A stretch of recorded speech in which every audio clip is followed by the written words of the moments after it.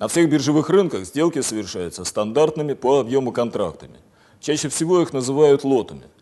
По мере развития рынков размер лотов постепенно уменьшается, но даже работа с крупными лотами совершенно доступна всем желающим через систему маржевой торговли, которую предоставляет своим клиентам компания Альпари. Возьмем для примера средний размер лота, равный 10 тысячам долларов. Один лот равен 10 тысячам долларов. Чтобы оперировать такими деньгами, вы должны заключить договор с брокером, в данном случае с компанией Альпари, на обслуживание. На основании этого договора вам будет открыт специальный торговый счет, на который нужно внести минимально необходимую залоговую сумму.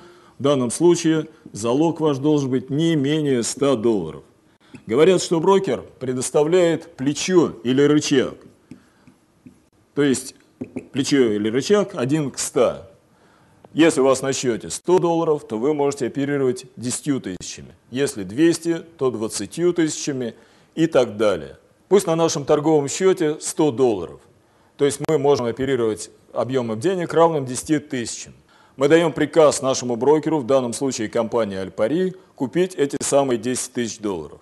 По нашему приказу компании автоматически выделяется франков ровно столько, сколько соответствует 10 тысячам по текущему курсу, то есть 11 600 швейцарских франков.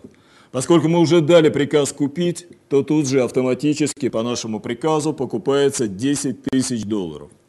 Вот на этом участке котировки франка растут, то есть растет доллар. Поэтому, когда мы вот в этот момент времени дадим приказ продать, то обратно мы получим уже не 11 600, а 11 700 швейцарских франков.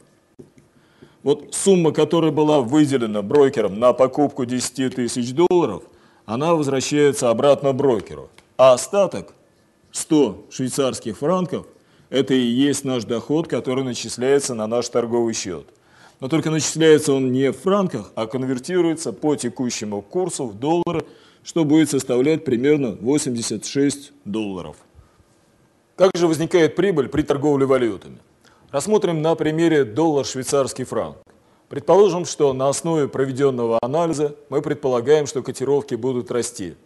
То есть в данном случае будет дорожать доллар, поскольку за него будут давать все больше и больше швейцарских франков. На Форексе все приказы отдаются по отношению к валюте, в которой выражен стандартный лот, то есть в нашем случае к долларам. Мы даем приказ нашему брокеру продать доллары, в данном случае за франки. Брокер выделяет, опять же автоматически, выделяет нам 10 тысяч долларов и по нашему приказу продает их за франки.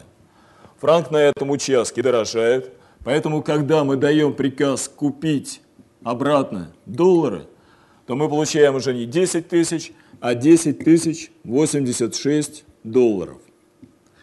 10 тысяч долларов брокер забирает, опять же, себе, а вот эти 86, которые остаются, они начисляются на наш залоговый счет, то есть добавляется к тем самым 100 долларам, которые были изначально, и это становится итоговой суммой счета.